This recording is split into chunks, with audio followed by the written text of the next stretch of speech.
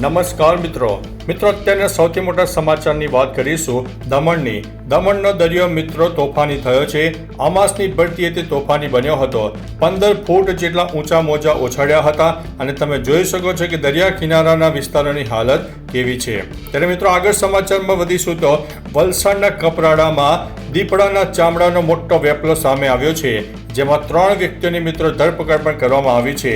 વન્યજીવ અંગેના ગેરકાયદેસર વેપાર ઉપર વન વિભાગની મોટી કાર્યવાહી મિત્રો સામે આવી રહી છે। મહત્વનું છે કે આ બધા જે ગુનાઓ છે તેની પાછળ 1 લાખ સુધીનો દંડ થઈ શકે છે અને ચામડા સાથે પકડાયેલા જે આરોપીઓ છે તેના નામ પણ અહીંયા લિસ્ટમાં તમને આપી દીધા છે। મિત્રો અન્ય મહત્વના સમાચારની વાત કરીએ તો ભારત ઇતિહાસ રચી રહ્યું છે। ભારતે અંતરિક્ષ સ્ટેશનમાં પહેલું પગલું મિત્રો ભરી ચૂક્યું છે। કેપ્સ્યુલમાંથી બહાર આવવામાં 2 કલાકનો સમય પણ લાગ્યો હતો। શુભાંશુ શુક્લા એ આપણા ભારતના હીરો બની ગયા છે। મિત્રો અન્ય મહત્વના સમાચારની વાત કરીએ તો મનરેગા કામોમાં ભયંકર કૌભાંડ સામે આવ્યું છે। જી હા દોસ્તો, હાથેથી લખેલા ઠરાવ કરી દેવાયા, શ્રમિકોના બદલે મશીનોથી કામ થયું અને સૌરાષ્ટ્રની એજન્સીઓની સંડોવણી હોવાનું સામે આવ્યું છે। મનરેગાના કામોમાં 60-40ના રેશિયાને 80-20નો કર્યા બાદ બોગસ ફોટો અપલોડ કરીને 50 કરોડ રૂપિયાનું કૌભાંડ આચરવામાં આવ્યું છે, જેમાં મિત્રો ભરૂચના 3 તાલુકામાં આ સ્કેમ થયું છે। અધિકારીઓ ડીડીઓની મિલીભગતના પુરાવા પણ મળી ગયા છે। હવે મિત્રો એ કૌભાંડની તપાસ ચાલી રહી છે અને કૌભાંડ કેટલા અંશ સુધી આગળ વધ્યું છે તે પણ હવે તપાસનો વિષય છે। મિત્રો અન્ય મહત્વના સમાચારની વાત કરીએ તો બાવળાથી એક મોટા સમાચાર સામે આવ્યા છે। બાવળાના જસવી ડાબીએ પાલિકાના સીઈઓને રજૂઆત કરી છે કે સાહેબ, મારી ઊંચાઈ 2.5 ફૂટની છે, રોડ ઉપર પાણી ભરાઈ જતા હવે સ્કૂલે જતા ડરું છું, તો આ સમસ્યાનો તમે અંત લાવો। મિત્રો અન્ય મહત્વના સમાચારની વાત કરીએ તો સુરતના હાલ 2 સુરત થઈ ગયા છે। તંત્રની બેદરકારીના કારણે ઊભી થયેલી આ તસવીરો અત્યારે જોવાનો વારો પણ આવી રહ્યો છે।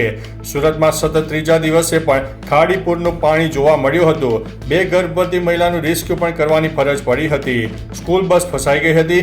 10 વિદ્યાર્થીઓનું રેસ્ક્યુ પણ કરવામાં આવ્યું હતું। સણિયા હેમાદમાં પણ 3 દિવસથી ફસાયેલી ગર્ભવતીનું રેસ્ક્યુ કરવામાં આવ્યું હતું। મિત્રો અન્ય મહત્વના સમાચારની વાત કરીએ તો અફઘાનિસ્તાનમાં જે વિમાનો ફાઇટર પ્લેન હતા તેના પાયલટે શું જણાવી છે પોતાની આપવીતી।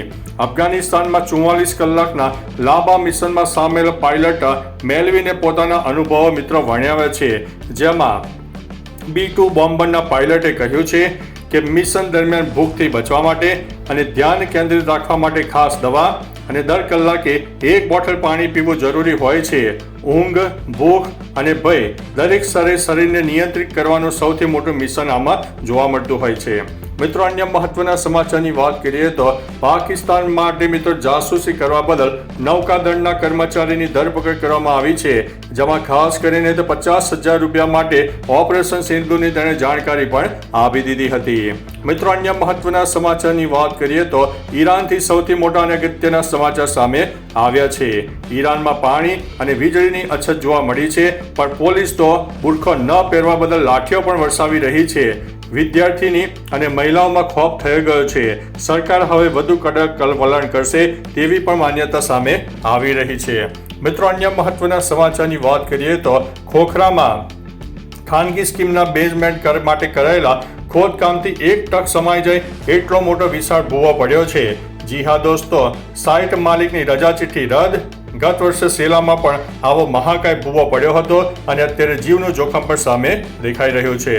મિત્રો અન્ય મહત્વના સમાચારની વાત કરીએ તો થોડા દિવસ અગાઉ વરસાદમાં મ્યુનિસિપાલિટીએ લગાવેલા પતરા પણ તણાઈ ગયા પછી બેરિકેડ કરવાની તસદીદ ન લેવાય, જેના ભાગરૂપે થઈને ઓઢવમાં ગટરના ખાડામાં ગરકાવ થઈ જતા 1 વ્યક્તિનું મોત થયું છે। બેરિકેડ ન હોવાથી બાઇક ચાલકને કશી ખબર જ ન પડી અને તે અંતે તણાઈ ગયો હતો। 9 કલાકના સર્ચ ઓપરેશન પછી 200 મીટર દૂર બાઇક નીચે દબાયેલો તેનો મૃતદેહ મળી આવ્યો છે। મિત્રો અન્ય મહત્વના સમાચારની વાત કરીએ તો હિમાચલમાં વાદળ ફાટ્યા બાદ પૂરનો પ્રકોપ જોવા મળી રહ્યો છે। ફાયર વિભાગની ગાડી પણ મિત્રો કાદવમાં ફસાઈ ગઈ હોય તેવા પણ ચિત્રો સામે આવી રહ્યા છે। મિત્રો અન્ય મહત્વના સમાચારની વાત કરીએ તો કર્ણાટકના અભયારણ્યમાં 5 વાઘના મૃતદેહ મળી આવ્યા છે। ઝેર આપ્યાની આશંકા પણ વ્યક્ત કરવામાં આવી છે અને પર્યાવરણ મંત્રીએ જણાવ્યું છે કે આરોપીઓને કોઈ પણ સંજોગોમાં છોડવામાં નહીં આવે। મૃતકોમાં 1 વાઘણ અને તેના 5 બચ્ચાનો પણ સમાવેશ થાય છે। મિત્રો અન્ય મહત્વના સમાચારની વાત કરીએ તો દેશના 3 વર્ષમાં દર 5માંથી 1 પરિવાર સાયબર ફ્રોડનો ભોગ બની રહ્યા છે. દેશના 365 જિલ્લાના 32,000 યુપીઆઈ યુઝર્સનું સર્વેનું તારણ સામે આવ્યું છે. ફ્રોડની સામાન્ય પદ્ધતિ લિંક ઉપર ક્લિક કરે અને પિન હેક થાય છે. તેમાં સૌથી વધારે ફ્રોડ થવાના કિસ્સા સામે આવ્યા છે. તો ચાલો મિત્રો, ફરીથી દેશ અને દુનિયાના સુપરફાસ્ટ સમાચાર લઈને મળતા રહીશું. ત્યાં સુધી અમને રજા આપશો. નમસ્તે.